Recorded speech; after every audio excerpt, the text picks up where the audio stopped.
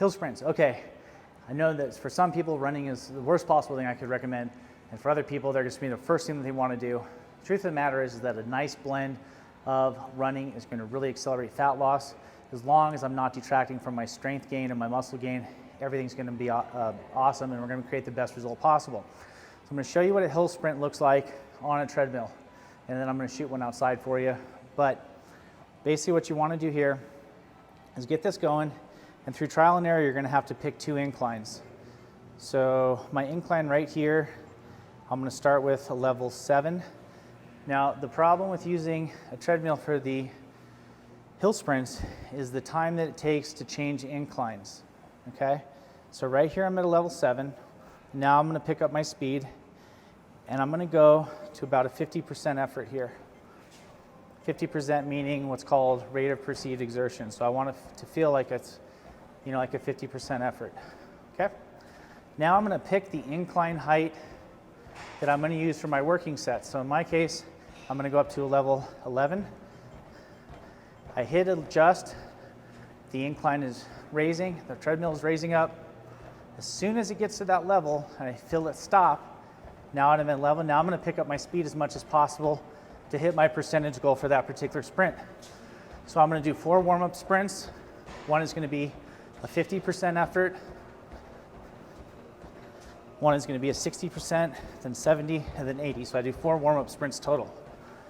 I'm going 0.05 miles for every sprint, whether or not it's a warm-up or a full sprint.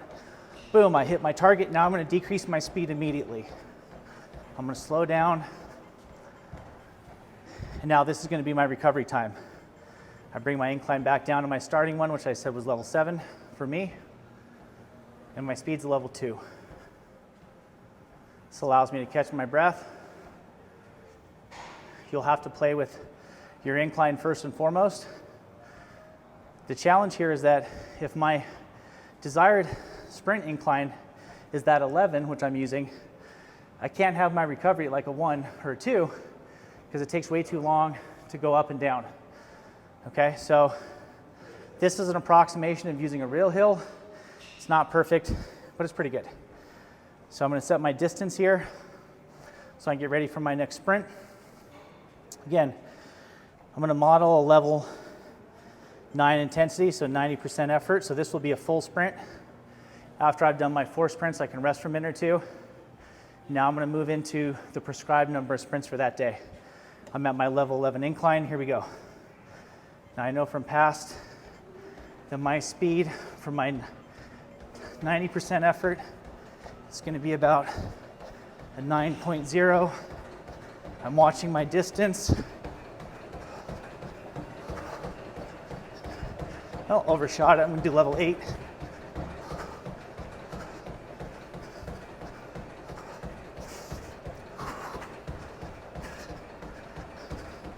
Couple more strides here.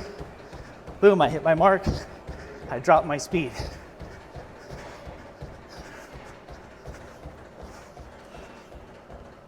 Down that level 2, decrease my incline, back down to that 7.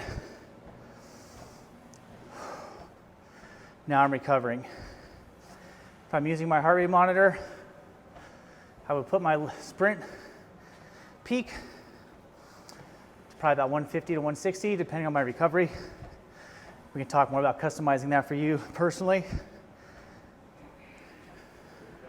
Then I'm letting my heart rate come back down to about 120 to 130 before I begin my next one.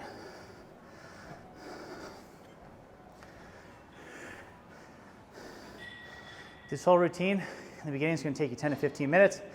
It's extremely effective. It's targeted for fat loss without detracting from our strength gain.